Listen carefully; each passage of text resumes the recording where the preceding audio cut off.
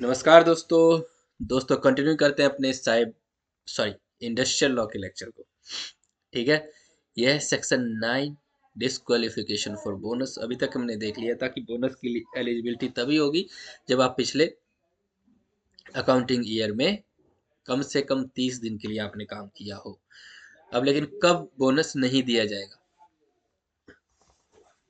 If ये डिसमस्ड, देखो अगर किसी को सर्विस से निकाल दिया गया, फ्रॉड किया था उस बंदे ने, तो फिर उसको बोनस नहीं दिया जाएगा। रियोटस और वायलेंट बिहेवियर, किसी के साथ लड़ाई झगड़ा कर दिया और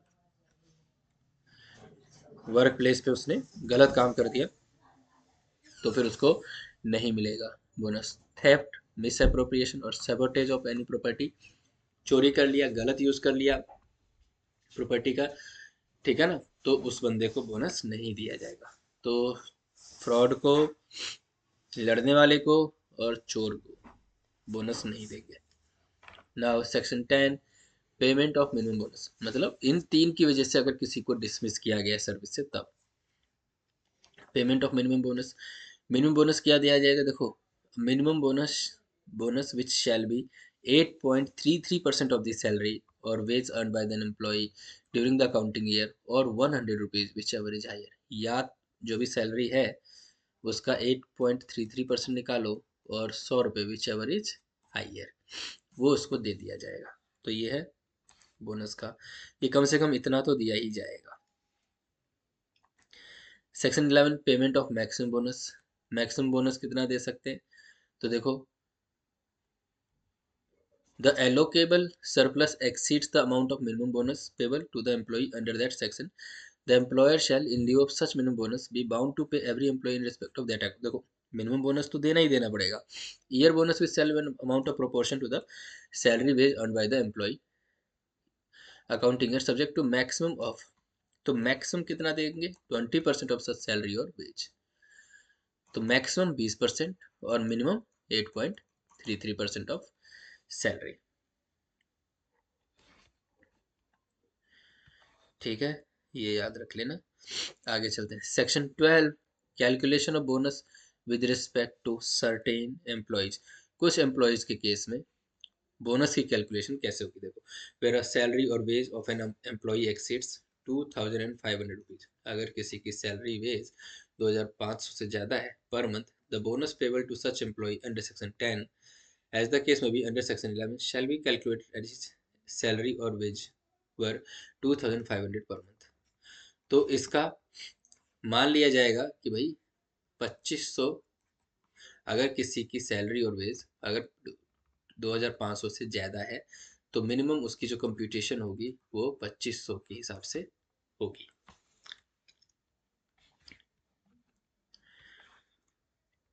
तो 2500 ही उसकी सैलरी मानेंगे। वैसे तो 2500 का 8.33% निकालो, तो ये जो भी हमने देखा है, ये क्या हो रहा है,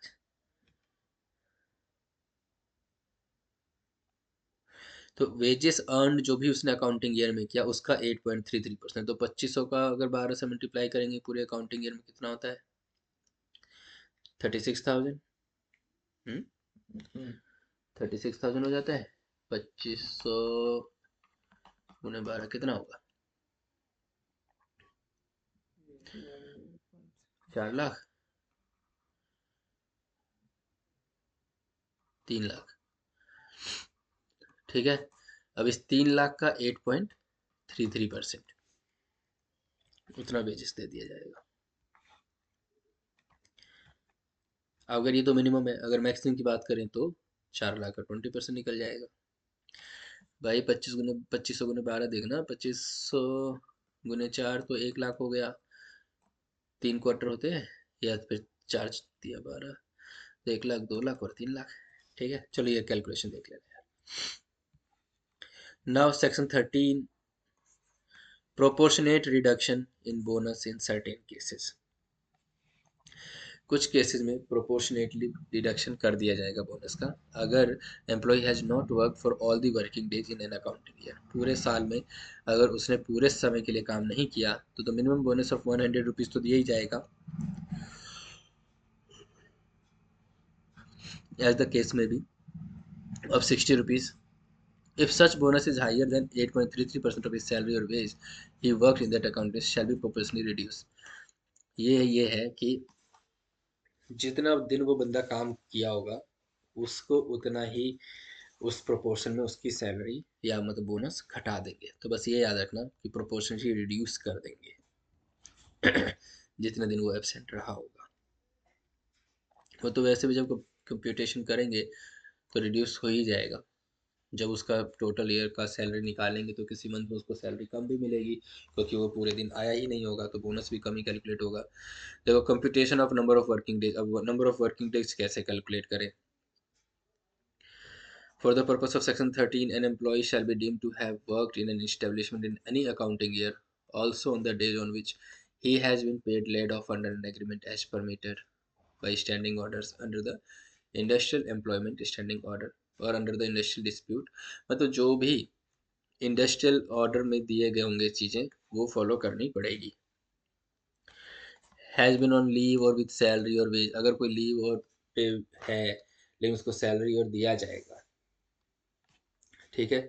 has been absent due to temporary disablement, मतलब इन चीज़ों के केस में मान लिया जाएगा कि वो बंदा काम पे ही था। अगर इंडस्ट्रियल कोई डिस्प्यूट चल रहा है, इंडस्ट्रियल डिस्प्यूट की वजह से किसी को छुट्टी मिली है, या कोई बंदा सैलरी और वेजेस तो ले रहा है क्योंकि उसके लीव ही बचे हुए थे तो लीव अवेल कर लिया, या किसी को टेम्परेरी डिसेबलमेंट हो गई है उसकी वजह से वो नहीं आ पा रहा है, तो उसको मान लिया जाएगा कि वो काम पे ही था।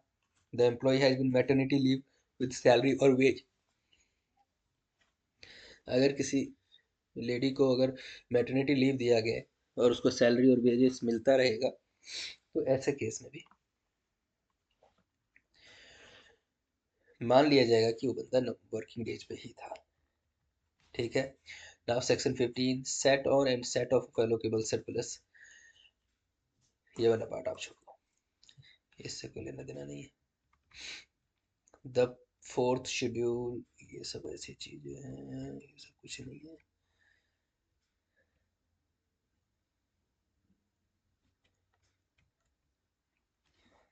ये वाला देखो, सेक्शन 17, एडजस्टमेंट ऑफ कस्टमरी और interim bonus against bonus payable under the act. भाई बोनस पेबल तो निकल के आ गया 8.33 करके सबका भाई इतना बनता है, लेकिन उसमें क्या एडजस्टमेंट होगी? देखो कोई इंटरिम बोनस दे दिया गया है तो वो उसके साथ एडजस्टमेंट हो जाएगी। An employee has paid any Puja bonus और other customary bonus to AJI employees और an employer has paid a part of the bonus payable under this act to an employee before the date on which such bonus become payable। देखो एक तो हो गया कोई special पूजा होगी जैसे दिवाली होली पे दे दिया, तो पूरे साल का जो बोनस कैलकुलेट होके आया है उसमें ऑनर ने ये सोचा है, फैक्ट्री ऑनर ने, यार पूजा पे दे देते हैं कुछ और कुछ बाद में दे देंगे, तो जो पूजा और पे दे दिया वो माइनस कर देंगे, फिर जो रिमेनिंग होगा वो दे देंगे। या फिर किसी को बोलते हैं हाँ ठीक है, जिस जब बोनस पेबल आएगा उससे पहले ही दे देते हैं क्योंकि लोगों की पूजा पाठ शुरू है या फिर कोई भी त्योहार है,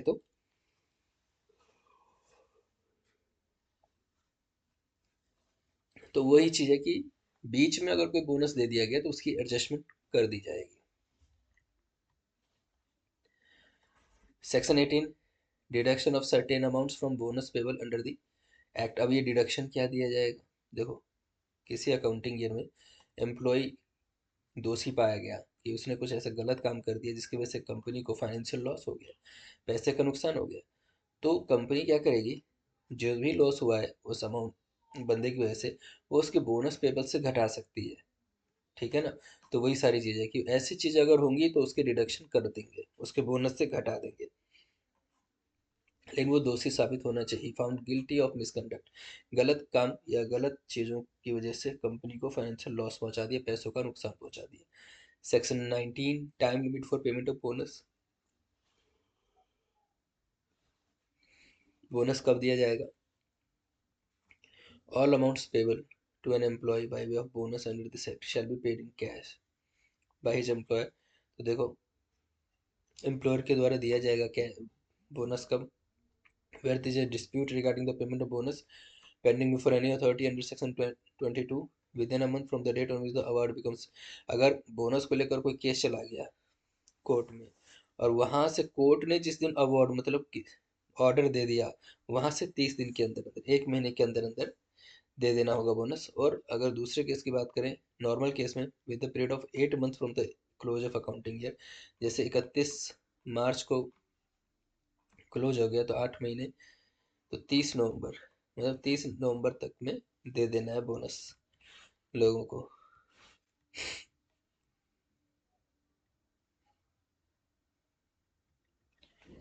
section 20, application of act to establishment in public sector in certain cases.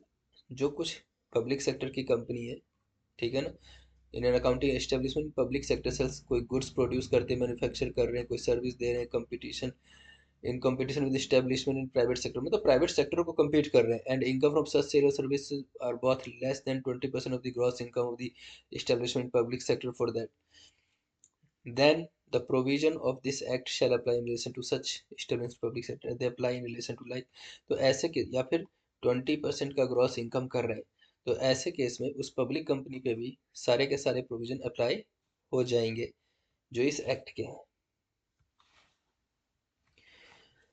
ठीक है।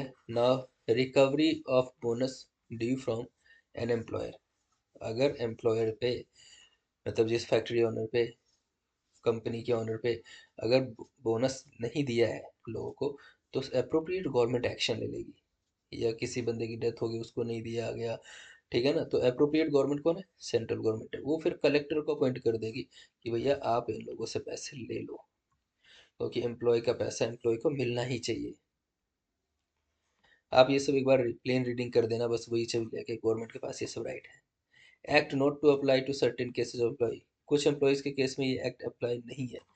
ऐसा एम्प्लॉय जो कि insurer carrying on general insurance business and the employees employed in the life insurance corporation, मतलब कोई एम्प्लॉय लाइफ इंश्योरेंस कॉरपोरेशन में काम करता है या जनरल इंश्योरेंस बिजनेस में काम करता है, तो उसके लिए बोनस एप्लीकेबल नहीं है। सीमैन जो समुद्र में काम करते हैं मर्चेंट शिपिंग एक्ट पे, उसके लिए नहीं है। एम्प्लॉय जो डॉक वर्कर है, मतलब जो जहाज में काम करते हैं, ठीक है, उनके लिए भी नहीं है। Employees employed by an establishment in the industry carried on और under the authority of department of central government, state government, local authority case में भी एप्लीकेबल नहीं है। Employees employed by Indian Red Cross Society और any other like nature including its, Indian Red Cross Society में जो employ काम करते हैं उनके लिए नहीं है। यूनिवर्सिटी एजुकेशन इंस्टीट्यूशन के लिए नहीं है, किसी कॉलेज और के लिए नहीं है। इंस्टीट्यूशन जैसे हॉस्पिटल है, चैम्बर ऑफ कॉमर्स है, सोशल वेलफेयर इंस्टीट्यूशन है, जिनका प्रॉफिट कमाना पर्पस नहीं, उनके लिए भी नहीं है। एम्प्लॉय जो कॉन्ट्रैक्टर है, बिल्डिंग ऑपरेशन, बिल्डिंग बनाने की बात हो रही है, वहाँ पे जो कॉन्ट्रैक्टर के बेस पे कॉन्ट्रैक्टर ने किसी लोगों को हायर किया, तो वहाँ भी नहीं है। Employees employed by the RBI, RBI में नहीं है काम करने वालों के लिए। Employees employed by the industrial finance corporation of India, उसमें नहीं है। Financial corporation, deposit insurance corporation में, नेशनल बैंक एग्रीकल्चर डेवलपमेंट में नहीं है। यूनिट ट्रस्ट ऑफ इंडिया नहीं है। Industrial development bank of India, the small industrial development bank of India, ये नेशनल हाउसिंग बैंक में भी एप्लीकेबल नहीं है। फाइनेंशियल इंस्टीट्यूशन में एप्लीकेबल नहीं है। कैपिटल स्ट्रक्चर की जो कंपनीज कैपिटल को रीस्ट्रक्चर करती है, उनके लिए नहीं है। तो ये सारे के सारे पॉइंट्स हैं जो भी सेंट्रल गवर्नमेंट और प्राइवेट वो जो ऑफिशियल गैजेट में बता देगी कि इस कंपनी का इतना स्ट्रक्चर है, ये ऑब्जेक्टिव एक्टिविटी है, नेचर बता देगी, रेलिवेंट फैक्टर बता देगी, और एम्प्लॉय कितने इनलैंड वाटर ट्रांसपोर्ट में काम करते हैं, तो ये सब के केस में एप्लीकेबल नहीं है। तो बहुत सारी लंबी लिस्ट है, एक दो बार पढ़ना, जितनी चीज़ें याद रहेंगी ठीक है, अदरवाइज जो भी याद रहे वही लिख देना कि कहाँ कहाँ एप्लीकेबल। बहुत सारे पॉइंट है, तो आप इसमें से कोई भी 5 6 10 पॉइंट लिख दोगे तो हो जाएगा काम।